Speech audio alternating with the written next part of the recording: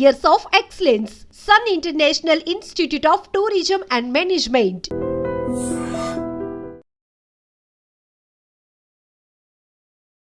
Self goal వేసుకుంటున్నాడో తెలీదు, American ఎకానమీకి సెల్ఫ్ డిస్ట్రక్టివ్గా తయారయ్యాడో తెలియదు, కానీ మొత్తానికి the whole world is talking about only one single person. ఆ విషయంలో అయితే మాత్రం సక్సెస్ అయ్యాడని చెప్పొచ్చు. ట్రంప్ రీసెంట్గా అనౌన్స్ చేసినటువంటి ఈ టారిఫ్ చేంజ్ పాలసీ గురించి how the whole world is responding towards the big brother of the world అని చెప్పాలి. ఇన్ఫ్యాక్ట్ ఎలా రెస్పాండ్ అవ్వాలి అన్నదానికన్నా ఎలాంటి సునామీ వేవ్స్ క్రియేట్ చేస్తున్నాయి అన్నది మాత్రం is a better word I feel. And దీని గురించి మనతో మాట్లాడడానికి we have our geopolitical tsunami with us sitting with me today. Anil AKV garu ఉన్నారు. హలో అనిల్ గారు, ఎలా ఉన్నారు sir? Good, wonderful sir. Sir, Trump policies, tariff especially రీసెంట్గా అనౌన్స్ చేసినట్లుగా he has announced a trade war with the world. ఈ నేపథ్యంలో యుఎస్కి చైనాకి మధ్యలో గట్టిగా ఆ వార్ని కనుక ఫీల్ అయితే ఇండైరెక్ట్గా ఇండియాకి సంబంధించి ఇండియన్ ఎక్స్పోర్ట్స్ కానీ లేకపోతే ఇండియాతో ఉన్న ట్రేడ్ని ఇండైరెక్ట్గా ఆ క్యాస్కేడింగ్ ఎఫెక్ట్ లాగా ఎలా రిఫ్లెక్ట్ అవుతుంది is what I wanted to start with. India will not get impacted. Will not get impacted. మరి స్టాక్ మార్కెట్స్ అన్ని కూలిపోవడం, గోల్డ్ రేట్స్ పెరిగిపోవడం. రీసెంట్గా విన్నాను ఈ month 19th Tata Motors has to send some X number of vehicles to US. ఆ deal మొత్తం cancel అయిపోయింది అని విన్నాను. America after cold war, there are two kind of wars which has happened in America. One is civil war, the other one happened with Cold War. Civil war అనేది మీకు 17th centuryలో that was happened during slavery abolishment కోసం జరిగిన ఆ ప్రాసెస్లో they could able to amend their constitution where Abraham Lincoln was the torch bearer for it. First thing they have taken something called as అక్కడ నుండి వాళ్ళు stabilise చేసుకున్నారు ఎకానమీని. Second world war తర్వాత కోల్డ్ వార్ ఒకటి ఏర్పడింది.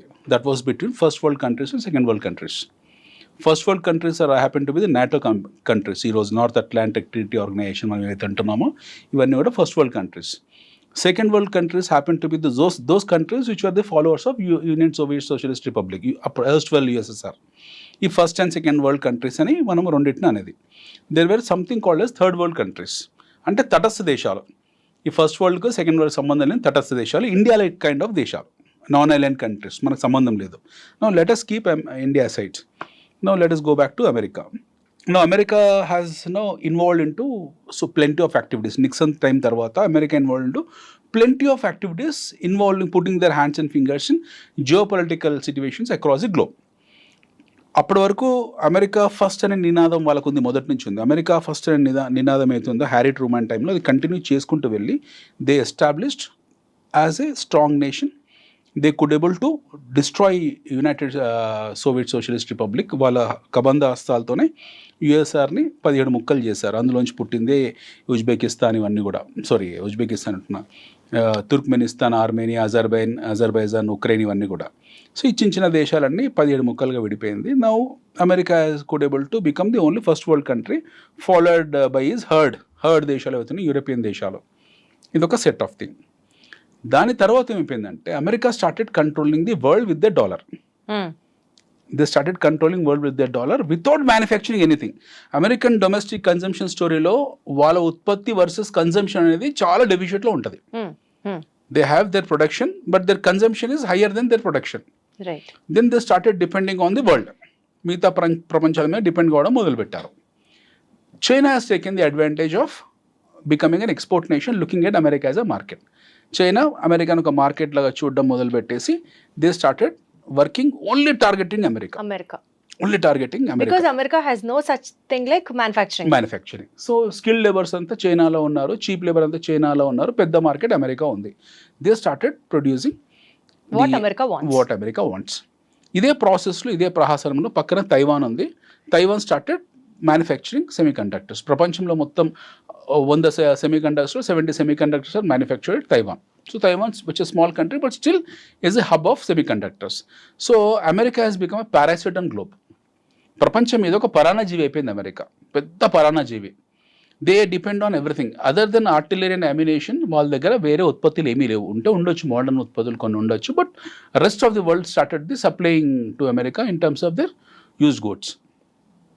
ఈ సాగాలో, ఈ కంటిన్యూషన్ ప్రాసెస్లో they started maintaining the dollar. వాళ్ళ డాలర్ని ఎప్పుడు మారక రూపంలో ఎక్స్చేంజ్ పరంగా చాలా బలంగా పెట్టారు. నా వాట్ హ్యాపెండ్, ఇది మనం కొంచెం డీప్ అర్థం చేసుకోవాలి. Countries like China started buying their bonds, treasury bonds.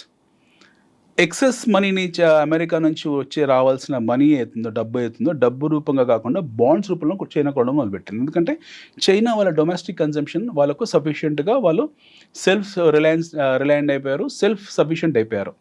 వాళ్ళు ఎప్పుడైతే సెల్ఫ్ సఫిషియెంట్ అయిపోయారో they wanted to become another second world country, replacing USSR. First world country as we discuss which is America, second world country happen to be USSR. ఆ gap fulfil చేయడం కోసం China ప్రయత్నం చేసి they started buying the treasury bills of US fund. ఎప్పుడు treasury bills print చేసి ఇస్తూ ఉంటుంది. వాళ్ళు డబ్బుల రూపంగా కాకుండా ట్రెజరీ బిల్స్ రూపంగా ఇస్తూ ఉంటారు. ఆ ట్రెజరీ బిల్స్ అన్నింటినీ పైలప్ చేసుకుంటూ చైనా వెళ్ళిపోయి they started know what you call challenging America in terms of their economy. Next spade ఎకానమీలో వాళ్ళు ఛాలెంజ్ చేయడం మొదలుపెట్టారు. ఇదే టైంలో somewhere in 1990 end of 1990s తర్వాత ఆర్ స్టార్టింగ్ ఆఫ్ 2000లో ఈ క్రూడ్ ఎక్స్కవేషన్ ఏతుందో it got almost doubled in Gulf. Crude requirement ప్రపంచవ్యాప్తంగా విపరీతంగా ఏర్పడింది. ఆటోమొబైల్ విప్లవం వచ్చింది, కొత్త మోడల్స్ వెహికల్ రావడము. World has got in to next league of economic rally. So ప్రపంచవ్యాప్తంగా స్టాక్ మార్కెట్స్ కూడా పరిగెత్తాయి. At the same time consumptions పెరిగాయి, ఆటోమొబైల్ ఇండస్ట్రీ రిక్వైర్మెంట్ పెరిగింది, క్రూడ్ ఆయిల్ రిక్వైర్మెంట్ పెరిగింది. Now Gulf started excavating more crude. విపరీతంగా Gulf క్రూడ్ని excavate చేసింది. వచ్చిన డబ్బులన్నీ తీసుకెళ్ళి అమెరికాలో పెట్టారు. Gulf nations, especially Saudi Arabia, మీకున్న యూఏ, యునైటెడ్ అరబ్ ఎమిరేట్స్, ఇలాంటి మస్కట్ ఇలాంటి దేశాలందరూ కూడా వీళ్ళందరూ డబ్బులు తీసుకెళ్ళి they started dumping in US, started buying the bonds, treasury bonds. So America also started taking huge money from Gulf nations. That has leaded to subprime crisis in 2008. That has led to subprime crisis in 2008. Now America wanted to come out of that crisis. ఆ subprime crisis నుంచి America బయటికి రావడానికి ప్రయత్నం చేసింది. అది ప్రపంచ ఆర్థిక మాంద్యానికి దారితీసింది. అంటే ఈ ట్రెజరీ బాండ్స్ పైలప్ అమెరికా కూడా చేసుకుంది కదా, మరి క్రైసిస్ ఎందుకు వచ్చింది అని అంటే వీళ్ళు ఇచ్చిన విచ్చలవి డబ్బులు ఏవైతున్నాయో, ఇక్కడ నుంచి గల్ఫ్ నుంచి వెళ్ళిన డబ్బులు ఏవైతున్నాయో అమెరికాకు వెళ్ళిన తర్వాత అమెరికా అది ఏం చేసుకోవాలో వాళ్ళకి తెలియదు. ఎందుకంటే వాళ్ళకి మళ్ళీ వడ్డీలు ఇవ్వాలి, వడ్డీ రూపంగా పావుల వడ్డీ, రూపాయి వడ్డీ, ₹2 వడ్డీ ఇవ్వాలి. అమెరికా దాన్ని అక్కడే అమెరికన్ బ్యాంక్స్ అలా పెట్టుకున్నారు అనుకోండి. They had some mortgage companies by name Freddie Mac, Fannie Mae, Lehman Brothers, ఇలాంటివి కొన్ని వాళ్ళకు మార్టిగేజ్ సంస్థలు ఉన్నాయి. ఈ డబ్బులని వాళ్ళ దగ్గరికి వెళ్ళిన తర్వాత వాళ్ళు బేస్ రేట్స్ని వదిలేసి, సపోజ్ నేను ₹10 వడ్డీ తీసుకున్నాను, మీకు ₹11 ఇస్తే మీకు తీసుకుని రెడీగా లేరు. ₹10 వడ్డీకి ఇవ్వలేదు, నేను ₹8 వడ్డీకే ఇచ్చా. So that I can liquidate my cash pile up. ఈ క్యాష్ పైలప్ లిక్విడేట్ చేయడం కోసము నేను తీసుకున్న దానికన్నా కూడా తక్కువ రేట్కి ఇచ్చా. జనాలకి ఏమైపోయింది, విచ్చలవిడిగా యుఎస్లో హౌసింగ్ సెక్టర్ భూమిలోకి వెళ్ళిపోయింది. మోర్ దెన్ రిక్వైర్డ్, ఏ పే స్లిప్ అవసరం లేదు, ఏ కొలెటరల్ అవసరం లేకుండా, ఒక పే స్లిప్ ఉన్నా లేకపోయినా, మీకు ఐటీఆర్ ఉన్నా లేకపోయినా, they started giving the loans to people left right centre. జనాల అవసరం ఉన్నా లేకున్నా విపరీతంగా they taken loans from mortgage companies. Now they started bunking. ఒక స్టేజ్ తర్వాత వాళ్ళు మాకు అవసరం లేదనుకున్నారు, ఇంత అవసరం లేదని చెప్పేసి మేము మార్టిగేజ్ మా పేరు మీద ఉన్నది మీరు వాపస్ తీసుకోండి అన్నారు. Now that leaded to a crisis called a subprime crisis. 2008లో వచ్చింది. Obama was the president of America. That has leaded to global economic crisis. దాని విషస్ సైకిల్ మనం మళ్ళీ డిస్కస్ చేద్దాం.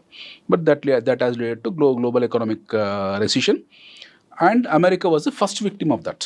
వచ్చిన డబ్బులన్నీ అక్కడ వెళ్ళడము, ఆ డబ్బులు పైలప్ కావడము, వాళ్ళు సప్రైమ్ కింద వాటికి లోన్స్ ఇవ్వడము, జనాలు దాన్ని ఎగ్గొట్టడము. ఎప్పుడైతే వీళ్ళు వెళ్ళి అప్పులు ఇచ్చిన వాళ్ళు ఎప్పుడైతే వెళ్ళి మాది రిడమ్షన్ అడిగారో, then under hands up. So first victim happen to be Freddie Mac, Fannie Mae, అక్కడ మార్టిగేజ్ కంపెనీస్. అండ్ ప్రపంచంలో అత్యంత పురాతన mortgage company by name Lehman Brothers have become bankrupt. Right. In the history of America, first established mortgage company, such a big company, has become bankrupt. That has impacted Citibank, that has impacted Hong Kong Shanghai Bank, that has impacted every nook and corner of the world other than India.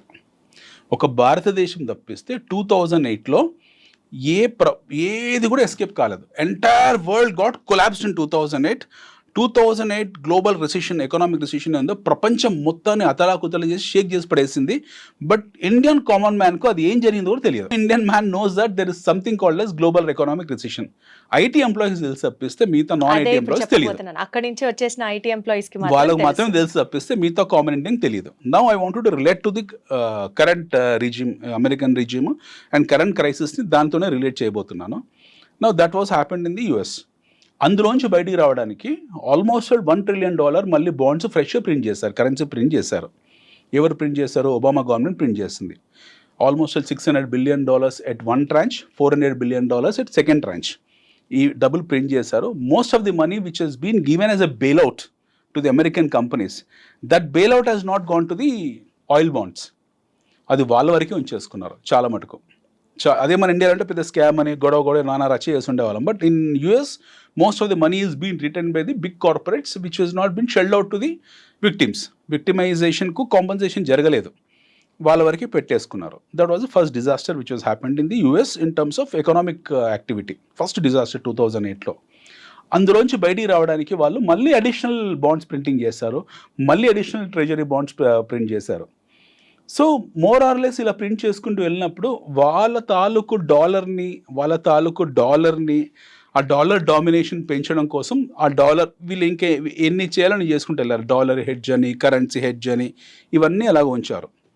Then suddenly what happened one fine day, all entire US decided that they wanted to form as a second world nation by name EU, European Union లాగా form అవుదామని చెప్పేసి అందరు దేశాలకు European union form అయ్యి ఒక common currency పెట్టుకుందాము, మన మారక ద్రవ్యం, మన కామన్ ఎక్స్చేంజ్ డినామినేటర్ కింద మనం ఒక EU కరెన్సీ తయారు చేసుకుందామని చెప్పేసి వాళ్ళందరూ కూడా they prepared and they formed as a EU. దాని somehow America could able to break it into pieces. Grexit అని గ్రీక్ బయటకు వచ్చేసింది, బ్రెగ్జిట్ అని బ్రిటన్ బయటికి వెళ్ళిపోయింది, ఇలా కొన్ని జరిగాయి. So that EU got broken into pieces, bits and pieces కింద మారిపోయింది. Again America could able to create the domination, could able to retain the domination. Now what happened in the US dollar domination అలా పెంచుకుంది.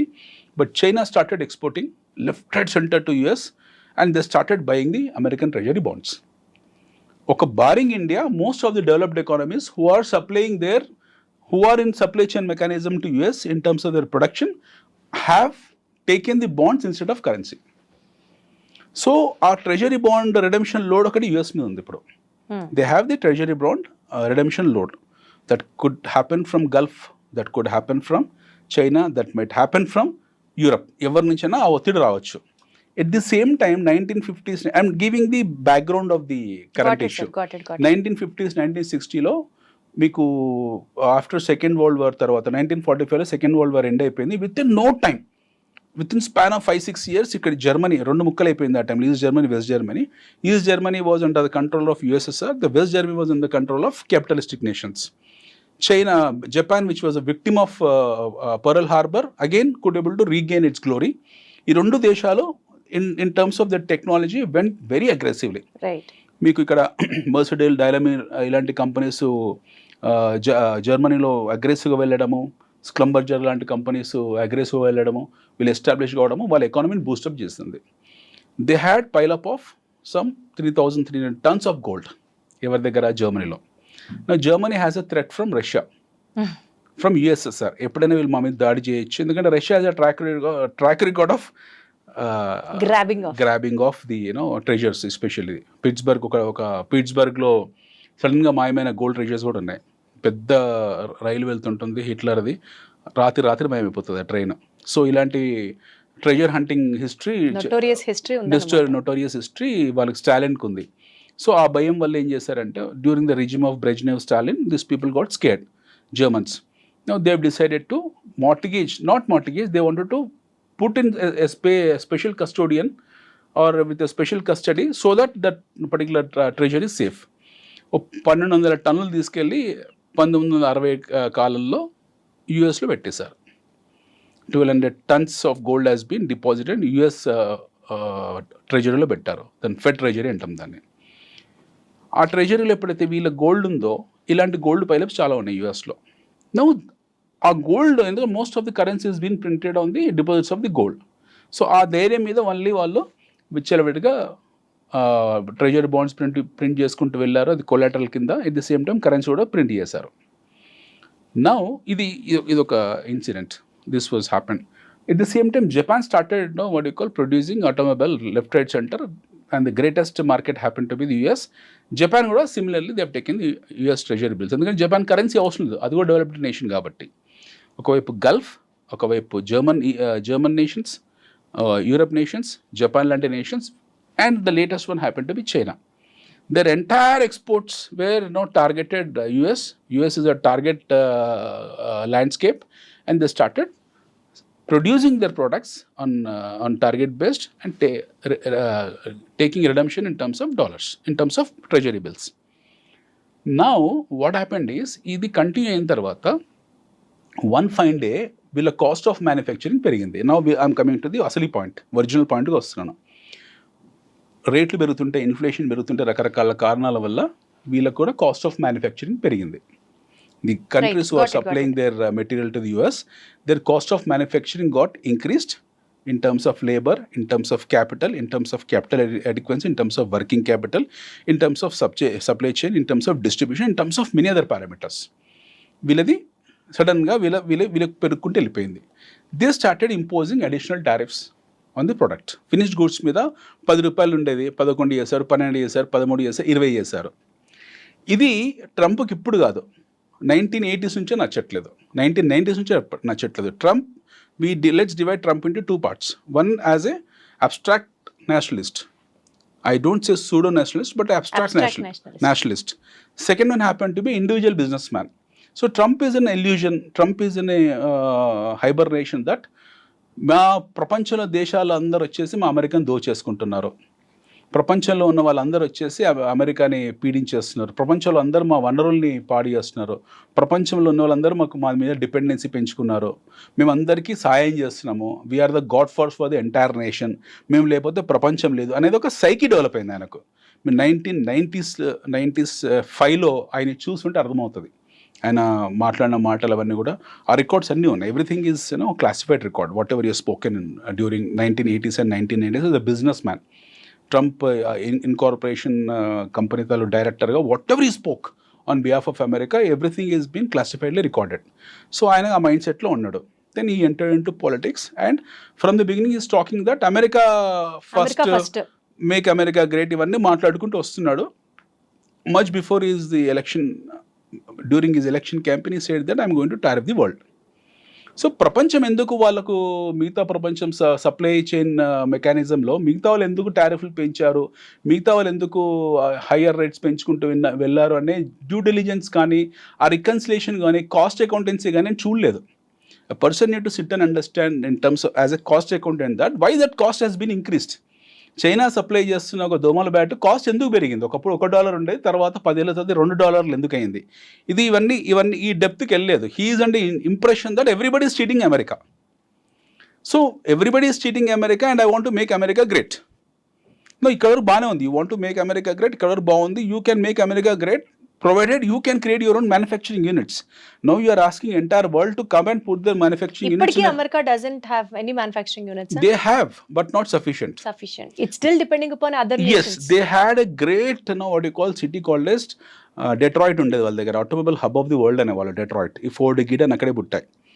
So Detroit, షెవర్లీ ఇలాంటి కార్లు ఇవన్నీ కూడా అక్కడే, that was a manufacturing hub long back. డెట్రాయిట్లో Detroit happen to be the automobile hub of the world.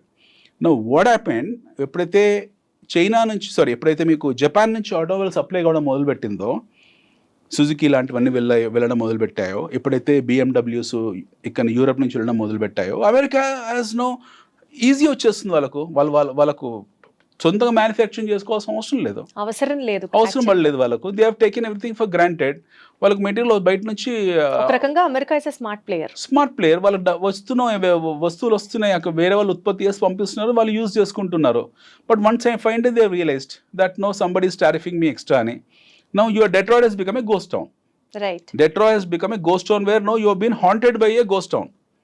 ఇప్పుడు సడన్గా చూసేప్పటికీ అది ఒక పెద్ద గోస్ట్ టౌన్ అయిపోయింది, ఏం చేశామని వాళ్ళు ఇప్పుడు రియలైజ్ అయ్యారు.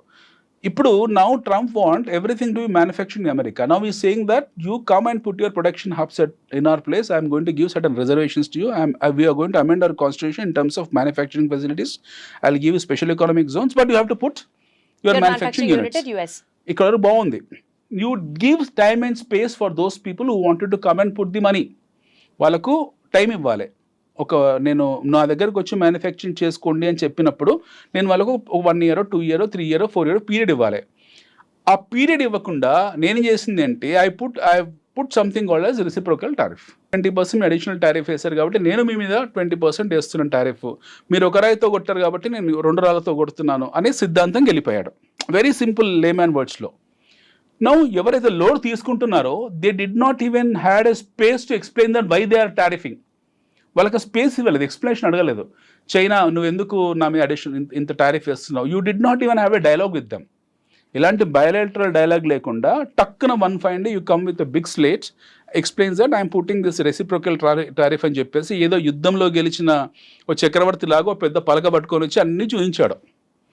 He slap the world with tariffs. No, world will not keep quiet. They know that మేము లేకపోతే నువ్వు లేవు అక్కడ, మీ కన్సంప్షన్ లేదని చెప్పి China knows very clearly that without me you cannot even go to your washroom. Indirect గా అది ఇండియాకి ఏమైనా హెల్ప్ అవుతుందా అండి? అక్కడికి వస్తాను నేను. Now suddenly has put the tariffs. Now China has done reciprocal మీద they have done the retaliation tariff. నువ్వు నా మీద బాణం వేసావు, నేను కత్తి దూస్తాను అని చెప్పి వీళ్ళు 30% you are dumped it. Now this tariff war started. ప్రపంచంలో రకరకాల యుద్ధాలు, రకరకాల నేపథ్యాలు ఉంటాయి. పూర్వకాలంలో మనం కత్తులతో యుద్ధాలు చేసేవాళ్ళము, తర్వాత తుపాకులతో చేసాము, తర్వాత హోవిడ్జ్లతో చేసాము, తర్వాత సర్ఫేస్ టు సర్ఫేస్ మిసైల్స్తో చేసాము, తర్వాత రాకెట్లు వేసుకున్నాము, దాని తర్వాత న్యూక్లియర్ వార్స్ వేసాము, తర్వాత కరోనా లాంటి బయాలజికల్ వార్స్ జరిగాయి, ఇప్పుడు టారిఫ్ వార్ జరుగుతుంది. So literally we are on economic world war. మనం ఇప్పుడు ఉన్నది ఏంటి, ప్రపంచ యుద్ధాలకు ఒక రూపాలు మారుతూ ఉంటాయి, నేపథ్యాలు మారుతూ ఉంటాయి. మనం ఇప్పుడు ప్రపంచ యుద్ధంలో ఉన్నాం. We need to accept the fact that we are in the world war now. World వార్కు రక్తరహితం, రక్తపాతం 2 రకాలుగా ఉంటాయి. సో రక్తరహిత యుద్ధాలు చాలా భయంకరంగా ఉంటాయి. రక్తపాత యుద్ధాలలో క్లియర్, వీడు చచ్చిపోయాడు వాడు చచ్చిపోయాడు, స్టోరీ ఈజ్ ఓవర్. బట్ రక్తరహిత యుద్ధాలు ఇక్కడ ఎవరు గాయపడుతున్నారు, ఎవరు గాయం చేస్తున్నారు ఎవరికి తెలియదు. సో ఇందులో ఇది ఎలా వికటిస్తుందనే విషయం మనకు తెలియదు. Now coming back to India, we have a non align stands from the beginning. ఇండియాకి పెద్ద ఫరక్ పడేదేం లేదు. లాస్ట్ 3-4 days మార్కెట్స్ ఎందుకు ఫాలో అయ్యాయంటే, now let's come to market. America house hold సేవింగ్స్లో 70% ఈక్విటీస్లో ఉంటాయి. There is something called as house hold savings. మన ఇండియాలో మనం ఏం చేస్తాం, ఒక 100 రూపాయలు దాచిపెట్టామనుకోండి, 90 రూపాయలు ఫిక్స్డ్ డిపాజిట్లో పెడతాం, 10 రూపాయలు బంగారంలో పెడతాం. ఈ లాస్ట్ 10 yearsలో కొద్దిమంది 5 రూపీస్ మ్యూచువల్ ఫండ్లో పెడుతున్నారు, 10 రూపీస్ రియల్ ఎస్టేట్లో పెడుతున్నారు. బట్ నెట్ మనం ట్రెడిషనల్ ఇన్వెస్ట్మెంట్సే మనీ మోస్ట్లీ ఫిక్స్డ్ డిపాజిట్లు ఇలాంటి వాటిలో పెట్టుకుంటాం. యూఎస్లో అలా కాదు. That's an advance country, developed countries, developed markets కాబట్టి యూరోప్ కానివ్వండి, జపాన్ కానివ్వండి, ఇలాంటి దేశాలు ఇవి including China for that matter, people put their house hold savings into equities. 75% their savings gets into house hold savings gets into equities. వాళ్ళందరూ ఈక్విటీస్లో save చేసుకుంటారు. సడన్గా ఎప్పుడైతే రిటాలియేటరీ టారిఫ్స్ అంటే రెసిప్రోకేటరీ టారిఫ్స్ పెట్టిన రోజే మార్కెట్ బ్లీడ్ అయిపోయింది, బ్లడ్ బాత్ అయిపోయింది. రిటాలియేటరీ టారిఫ్ ఎప్పుడైతే చైనా విధించిందో, ఆంక్షలు విధించిందో, అదే రోజు 3 రకాల పరిణామాలు జరిగాయి. పరిణామం 1, Germany said that we are not finding America as a safe. America is not a safe place for us. We might withdraw, or we might get back, or we might go for redemption of our gold treasures which are there in US Fed. ఒకటి ఇలా అనేసారు. రెండోది, Europe మొత్తం కూడా they started finding the space to find a new leader. That might be Russia. పుతిన్తో ఎక్కడ దగ్గర అయిపోయి వాళ్ళు పుతిన్ ఒక లీడర్గా ఎన్నుకుంటారో అనేది ఒకటి జరిగింది. మూడోది, తటస్థంగా ఉన్న థర్డ్ వరల్డ్ కంట్రీస్ ఏవైతే ఉన్నాయో వాళ్ళు కూడా రిటాలియేట్ చేయొచ్చేమో వీళ్ళలాగా అని చెప్పి భయాలు. సో ఫ్రైడే రోజు జరిగింది బ్లడ్ బాత్, మండే రోజు బ్లాక్ మండే అవుతుందో ఇది మజిల్ బాత్. అంటే everything has been broken into bits and pieces.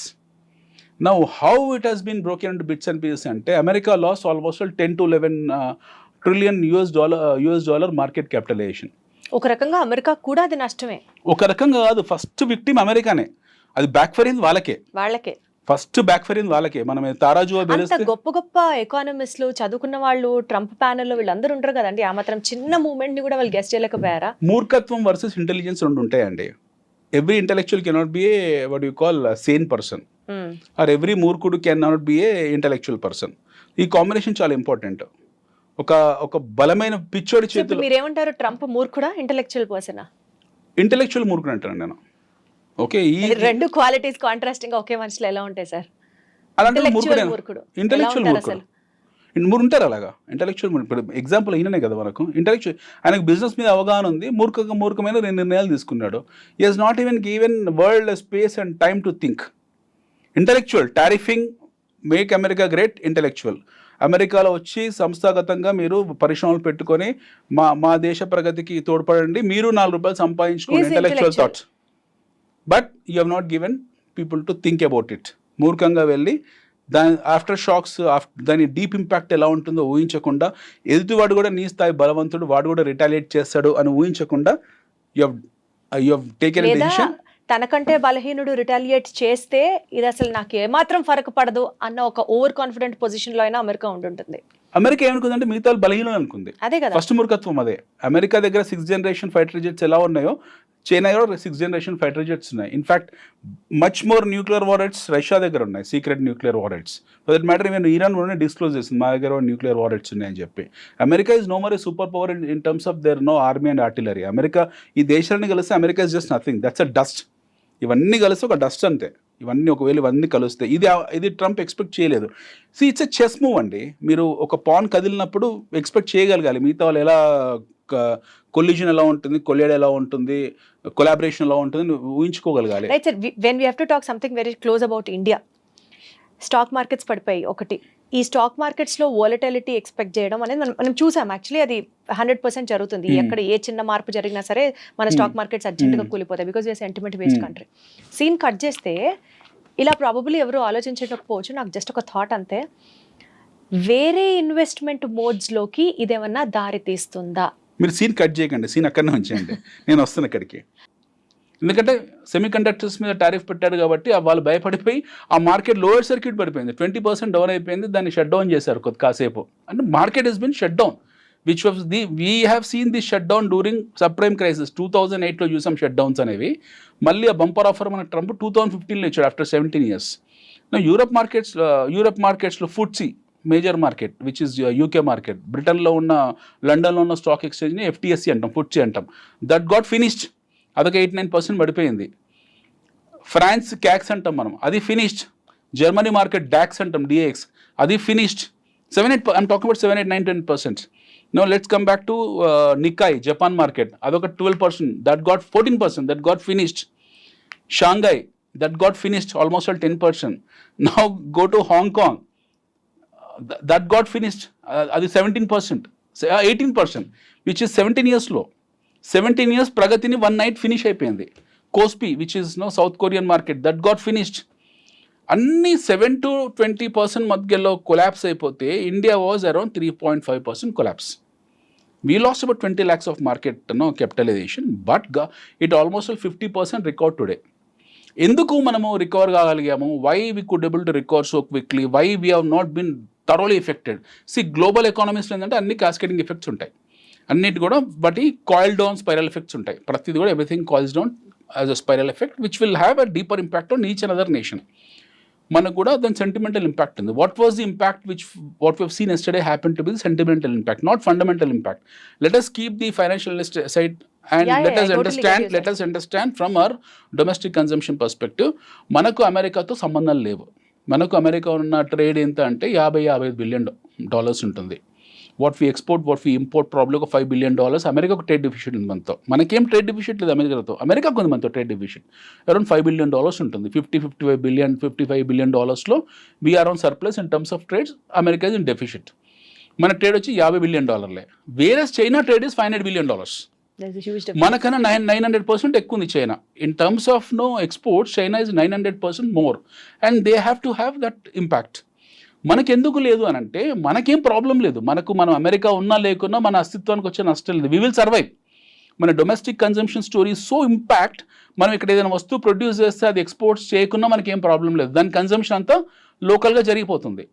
రెండోది మన బ్యాంకింగ్ వ్యవస్థ చెప్పి we have tightened all the nuts and bolts very strongly, and we are not that old India where we were sitting on current account deficit క్యాడ్లో లేం మనము. That doesn't mean that we are on cash. Current account సఫిషియన్సీలో లేం మనము. మనం balance ఎకానమీలో ఉన్నాము. So మన dependency on global nations is very less. మన dependency on global nations is there in terms of crude. మనకు క్రూడ్ కావాలి, అమెరికా మీద డిపెండ్ కావట్లేదు మనం. మన క్రూడ్ సౌదీ కంట్రీస్, గల్ఫ్ కంట్రీస్తో డిపెండ్ అవుతాం, లేదా ఇరాన్ నుంచి, రష్యా నుంచి మనకు క్రూడ్ వస్తుంది. The same crude again we are supplying to America. So India doesn't produce any crude, but we market crude to other countries and we make hell lot of dollars on that. మనకు చాలా డబ్బులు వస్తాయి అందులో. India makes big money in terms of crude trade. So అలాగా మనకు consumption related అవుతుందో, domestic consumption related అవుతుందో, మనం ఉత్పత్తి చేసే వస్తువులకు కావాల్సినంత మంది కస్టమర్స్ మన దేశంలోనే ఉన్నారు, వాటికి వినియోగదారులు మన దగ్గర ఉన్నారు. బట్ చైనాకు ఆ పరిస్థితి కాదు. చైనాలో 100 కోట్ల జనాభా ఉంటే వాళ్ళు 300 కోట్ల జనాభాకు ఉత్పత్తి చేస్తారు, 100 కోట్లు వాళ్ళు కన్జ్యూమ్ చేసుకుంటారు, 200 కోట్లు ఎక్స్పోర్ట్ చేస్తారు. సో ఈ 200 కోట్లు కనుక వాళ్ళు ఎక్స్పోర్ట్ చేయలేకపోతే అదంతా సర్ప్లస్ ఇన్వెంటరీ మిగిలిపోతుంది, they will get into losses. But average India produce around 100 కోట్ల మందికి 110 కోట్ల మందికి తయారు చేస్తుంది. అంటే మన ఎబిలిటీ అంతే. మనం గొప్ప అని చెప్పట్లేదు, చైనా మనకనే చాలా గొప్ప. China become self-reliant and self-sufficient, producing for half of the world. India has not come to that stage. మనం ఈ రోజు కూడా మొత్తం 100% దేశానికి ఉత్పత్తి చేసే స్థాయిలో లేము. For that matter we import textile from Bangladesh, which is shame on us. మనం సిగ్గుపడాలి. Once upon a time we happen to be the global hub for textiles. Now we are importing textile from Bangladesh, which is shame. So మన consumption అవుతుందో మనకు సరిపోతుంది. So అందువల్ల మనకు ఈ market effect మన మీద లేదు. Coming back to me fundamental question, how investor will look in to this. Now this is the time people need to buy Indian market. ఇప్పుడే కదా కొనాల్సింది. ఇలాంటి ఫాల్ మాటికి రాదు ఆపర్చునిటీ. నిన్న మార్కెట్ ఫాల్లో పిక్ అండ్ చూస్ చేసుకున్నారో గుడ్ కంపెనీస్ని, that will not come. This opportunity will not come. మళ్ళీ ఈరోజు రికవర్ అయిపోయాయి కదా.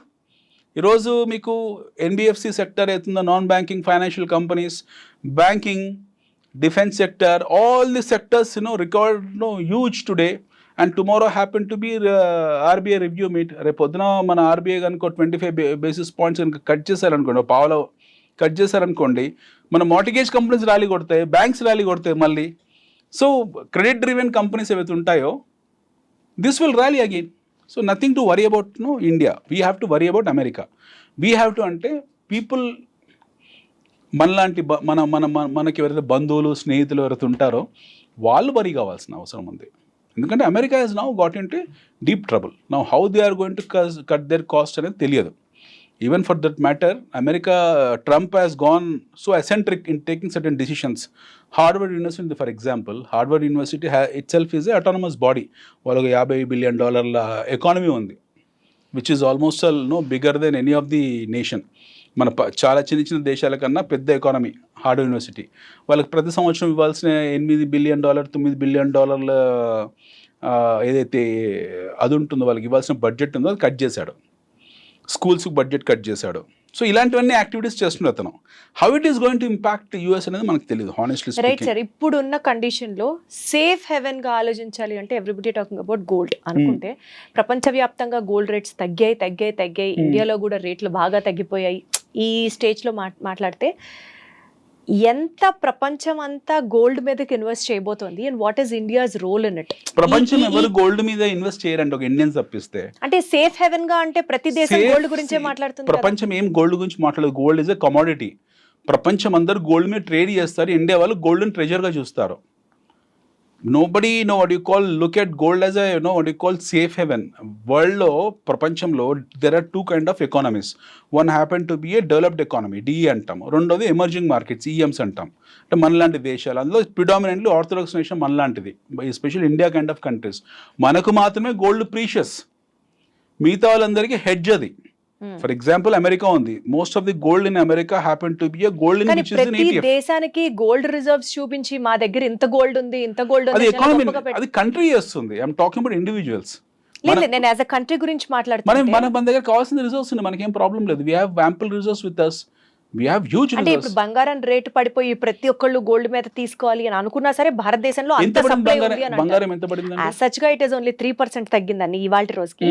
బట్ ఓవరాల్ గా రాబోయే ఫ్యూచర్ లో ఏదో చెప్తున్నా కదా సార్ 40% తగ్గిపోతుంది, ₹1,00,000 ఉండే ధర కాస్త 50,000కి వచ్చేస్తుంది. అలా ఏం జరగదు, అట్లా ఏం జరగదు, అలా ఎప్పుడు జరగదు. గోల్డ్ మీరు ఎప్పుడు లాస్ట్ కొంచెం అత్యాస కొద్దీ అడుగుతున్నాను, ఒకవేళ అలా జరిగినా భారతదేశం దగ్గర కావాల్సినంత బంగారం నిల్వలైతే ఉన్నాయా అన్నది నా ప్రశ్న. మన దగ్గర పిచ్చి ఉంది గోల్డ్, అన్ఆడిటెడ్ అకౌంట్ గోల్డ్ ఇంకా ఉంది మన దగ్గర. Gold there are 2 kinds of golds. One is audited gold, the other one happened to be unaudited gold. So మన దగ్గర అన్ఆడిటెడ్ గోల్డ్ ఎంత ఉందని సంగతి ఎవరికి తెలియదు. ప్రపంచంలో biggest happen to be India in terms of gold. Unaudited gold మన గుళ్ళల్లో టెంపుల్లోనే కొన్ని వేల టన్నులు ఉన్నాయి. I'm talking about Germany having 1,200 tons of gold which is been deposit in America. అలాంటి మన దగ్గర టెంపుల్స్లో ఉంటాయి. So we should not worry about gold reserves. మన దగ్గర కావాల్సిన గోల్డ్ రిజర్వ్స్ ఉన్నాయి. There was situation where India is mortgage at gold in London bank. ఒక టైంలో మన దగ్గర చాలా దారుణంగా ఒక పూట తినలేని పరిస్థితిలో మన దగ్గర ఉన్న బంగారం నిల్వలు తీసుకెళ్ళి లండన్లో బ్యాంకులో పెట్టి మనం అప్పులు తెచ్చుకున్నాం.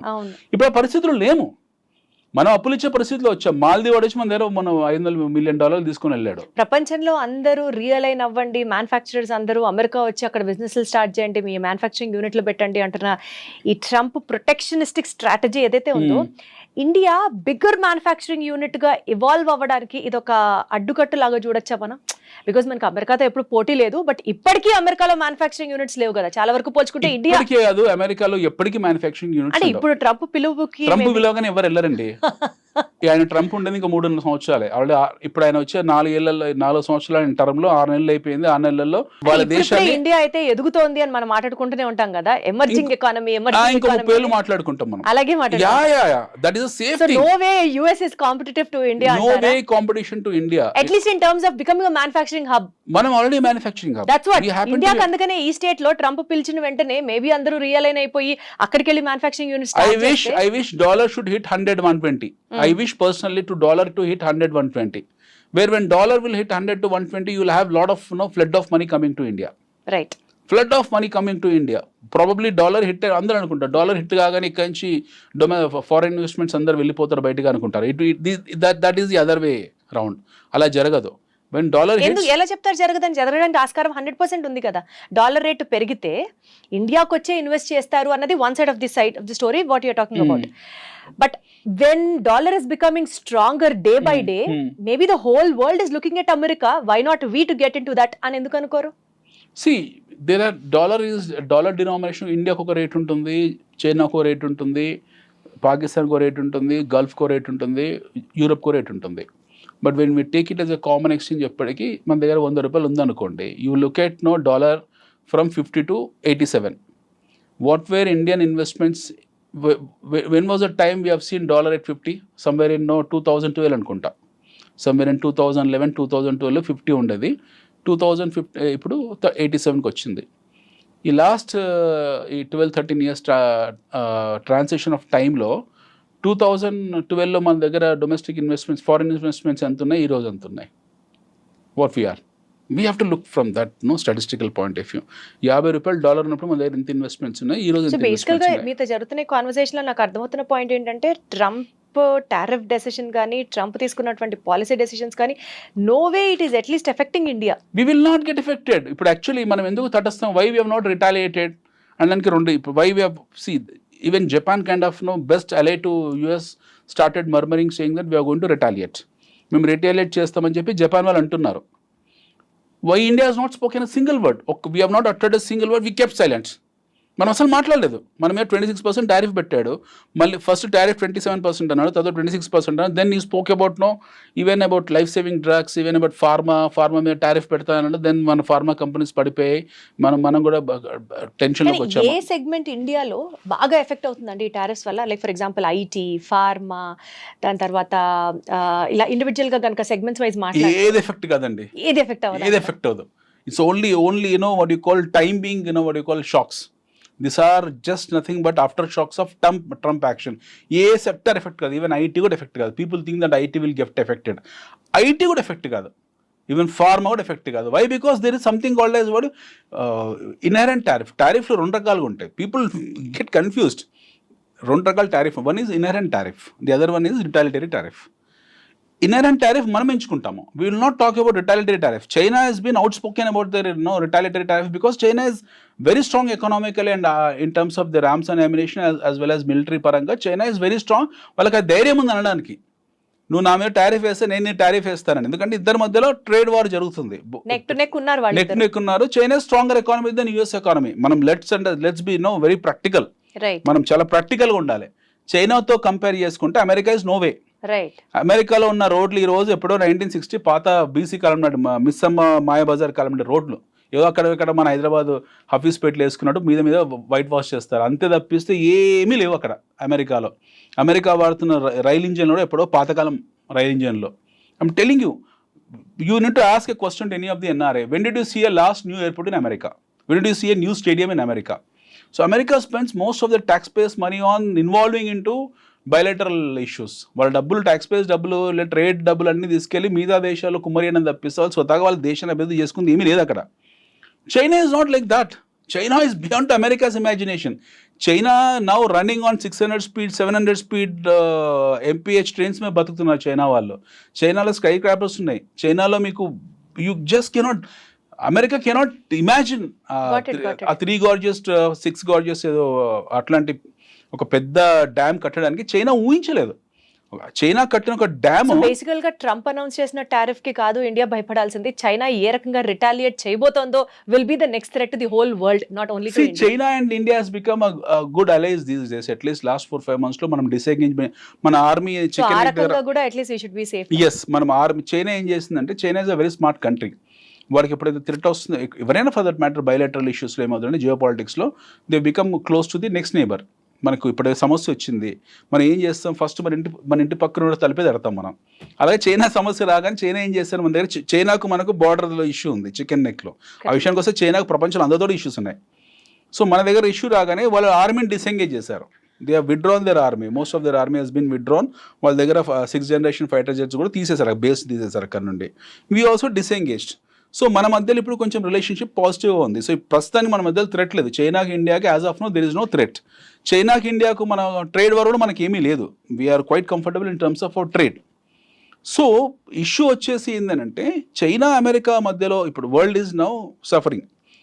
America target was purely China, it was not other countries. ఆ లిస్ట్లో వాడు 185 దేశాలు యాడ్ చేసుకున్నాడు. Most funniest thing is China sanction even Russia, China sanction even Iran. This countries don't even supply sand. వీళ్ళు కనీసం ఇసుక కూడా వాళ్ళకి సప్లై చేయరు, అంటే ఎక్స్పోర్ట్ లేదు, ఎందుకంటే వాళ్ళ మీద శాంక్షన్స్ ఉన్నాయి. Russia won't supply anything to America, Iran won't supply anything to America because they has been sanction. చిన్న చిన్న దేశాలు 10,000 జనాభా ఉన్న దేశాలు, 20,000 జనాభా ఉన్న దేశాలు అసలు they don't supply, they don't even manufacture, they don't have anything. వాళ్ళని కూడా టారిఫ్ వేసారు. అంటే there are 204 countries on this earth. ఈ భూమి మీద 204 దేశాలు ఉన్నాయి. ఐడెంటిఫైడ్ రికగ్నైజ్డ్ యూఎన్ రికగ్నైజేషన్ ఐక్యరాజ్య సమితిని గుర్తించిన దేశాలు 204 ఉన్నాయి. అందులో 185 కరెన్సీలు ఉన్నాయి. 185 countries has been recognized. So Trump has tariffed all these 185 countries currencies. Now imagine, మనం ఫస్ట్ అనుకున్నాం కదా ట్రంప్ అసెంట్రిక్ ఎందుకునంటే ఇందుకే, అంటే ప్రపంచంలో ప్రతి కరెన్సీని అతను టారిఫ్ చేశాడు. నువ్వు రిటాలిటరీ టారిఫ్స్ ఎవరైతే చేస్తున్నారో మనం ఇందాక అనుకున్నట్టు చైనా వాళ్ళు చేశారు. We will not do retaliatory tariff, we will do inherent tariff. Inherent tariff అని అంటే what we will do is we will fix the price. మనకి పెట్టిన టారిఫ్ ఏది ఉంటుందో ఆ టారిఫ్ని ఆ ప్రోడక్ట్లో మిక్స్ చేసేస్తాం, కలిపేస్తాం. సపోజ్ మన మీద 26% టారిఫ్ వేసాడు, ఆ 26%ని మనము ఈ ప్రోడక్ట్లో యాడ్ చేసి అదే ప్రోడక్ట్ మళ్ళీ వాళ్ళు పంపించేస్తాం. సో టారిఫ్ 2 రకాలుగా ఉంటుంది, రిటాలిటరీ tariff and the inherent tariff. Inherent is a coercive tariff. The tariff got it. will have zero impact on this. Especially life-saving drugs are drugs indispensable from their lives. కాబట్టి మనకు వచ్చిన problem లేదు ఆ tariff వార్లో. So వాళ్ళు accept చేస్తారు. ఇంకోటి మనకి ఏంటంటే ఈ నవంబర్ డిసెంబర్లో we have some bilateral meetings. We have some commerce meetings with America in terms of lot of other activities. మనకి స్పెషల్ వాళ్ళతో కొన్ని ట్రేడ్ యాక్టివిటీస్ ఉన్నాయి. మనం లాస్ట్ టైం మన పిఎం వెళ్ళినప్పుడు మాట్లాడుకొని వచ్చారు ఆయన. సో అందువల్ల మన దగ్గర రాలేదు. And at the same time US is now looking India as a most important ally for them.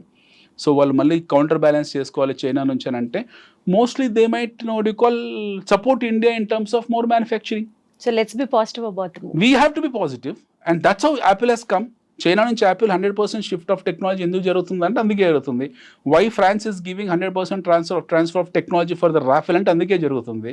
So India is been identified and looked at as the most important nation on this globe and we're no what you call, మనము people make funny Vishwaguru అన్నప్పుడు మనం lot of people made memes on honourable PM, but exactly we are Vishwaguru for on certain reasons, on certain parameters, on certain things, we are definitely, what you call, involved into so many things.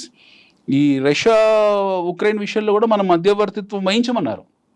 Such a big battle which is happening in central Europe మనల్ని అడిగారు, they asked us why don't you come and interfere in our war అని చెప్పి, but still we have taken a non-aligned stance and we kept away. ఇక్కడ మన ఇద్దరికి స్నేహ సౌరభాలు ఉన్నాయి. So that way మనకు వచ్చిన నష్టం ఏం లేదు. We should not worry. At least interview ద్వారా నాకు ఒక పాయింట్ ఉన్నాయి, అల్లకల్లోలం అయిపోతుంది, మనుషుల్ని ఆర్టిఫిషియల్ ఇంటెలిజెన్స్ రీప్లేస్ చేసేస్తుంది, America is going to crash the whole world, it's going to emerge out as the indispensable power. ఈ మాటలన్నీ వింటుంటే భయం వేస్తుంది, కానీ మీతో మాట్లాడిన తర్వాత ఇప్పుడైతే కొంచెం కాన్ఫిడెన్స్ వచ్చింది. లైక్ ఇండియా ఎలాంటి నష్టం లేదు. మీరు తక్షణం చేయాల్సిన ఒక డిమాట్ అకౌంట్ ఓపెన్ చేసుకోండి. ఇలాంటి క్రాష్ ఓపెన్ అయినప్పుడల్లా ఇండియన్ స్టాక్స్ కొనుక్కుంటూ వెళ్ళండి. Now your point, Indian stocks you have to buy Indian companies. మన డొమెస్టిక్ కన్సంప్షన్ స్టోరీస్లో ఎన్నో కంపెనీస్ ఉన్నాయి, వండర్ఫుల్ కంపెనీస్ ఉన్నాయి which has got very strong balance sheets. ఇలాంటి మంచి కంపెనీస్ కొనుక్కోండి. And no whenever you have to enter into the Indian stock market. Yes. Whenever America is suffering, whenever there is a cascading impact on Indian markets, whenever Indian markets fall, it is a golden opportunity, and golden opportunity coming and knocking your door to go and buy it. మీరు immediately కొనుక్కోవాలి. So what happened yesterday, people who bought made about 4-5% today. మనం gold 3% fall గురించి మాట్లాడే క్యూలు కడతారు, అబ్బా gold 300 300% 3% పడింది కదా అని చెప్పేసి ఈరోజు అందరూ గోల్డ్ షాప్లో క్యూ కట్టుంటారు. But yesterday people who would have bought made 7%, 8%, 10%. And imagine, this is a time, and we will see what we have seen the other day happened to be I don't say it is crash, it was a correction and it was a knee-jerk reaction. మనం చూసింది knee-jerk reaction. ఆ knee-jerk reactionలో ప్రపంచం అంతా 20%, 15%, 10% పడ్డప్పుడు knee-jerk reaction 3% ఉంది. This 3% will not go 5-6%. అది జరిగింటే ఈరోజు జరగాలి. సో ఇలాంటి ఆపర్చునిటీస్ మాటికి రాదు. వీఆర్ వెరీ స్టేబుల్ ఎకానమీ, మనం భయపడాల్సిన అవసరం లేదు. అండ్ మోర్ ఆర్ లెస్ కొత్తగా కొత్తగా స్టాక్ మార్కెట్లోకి పెట్టాలి అనుకునే వాళ్ళకి మీరు ఇది రైట్ టైం అని అంటున్నారు. ఆల్రెడీ పెట్టి క్రాష్ అయిపోయిన వాళ్ళకి నాట్ టు గెట్ డిస్హార్టెండ్ అని ఏమైనా చెప్తారా? హ్యాపీగా ఇంకా డంప్ చేయండి, డబ్బులు ఇంకా డంప్ చేయమంటారా? డంప్ చేసేయండి. If you are what you call a serious long term investor, if you wanted to buy more stock, you tomorrow morning, రేపు పొద్దున్న లేవగానే okay, tomorrow all your losses will be recompensated. మీరు and additional గా డబ్బులు dump చేసుకుంటూ వెళ్ళండి. Next 1-2 years మీరు accumulate చేస్తూనే ఉండండి. You accumulate as much as possible. There are huge travel we have to do. అసలు మన ప్రయాణం మొదలైంది నిన్న మననే కదండి. 33-34 years ప్రయాణం మనది. అమెరికన్ మార్కెట్స్ క్రాష్ అవ్వడానికి రీజన్ ఉంది because that is a 300 old years economy, 3 centuries economy. ఇది మన 3 decades ఎకానమీ. మన ప్రయాణం మొదలైంది 1991 తర్వాత. Our journey has started in 1991 after new economic reforms. Got it, sir. Absolutely. Fine. We are just 34 years old. మనము స్వాతంత్రం 8 years అని చూడొద్దు. మన స్వాతంత్రం స్టార్ట్ అయింది 1991 తర్వాత. 34 years old. మన ప్రయాణం జస్ట్ 34 ఏళ్ళు మాత్రమే. So long way to go. Very long way to go. Very long way to go. Wonderful, sir. So ఈ టైంలో ట్రంప్ టారిఫ్ని మనల్ని ఎలా ఎఫెక్ట్ చేస్తుంది అని భయపడకుండా స్టార్ట్ ఇన్వెస్టింగ్, అనిల్ గారు చెప్పినట్లుగా into stock markets and make profits out of it. Thank you so much Anil గారు. Wonderful talking to you. Thank you.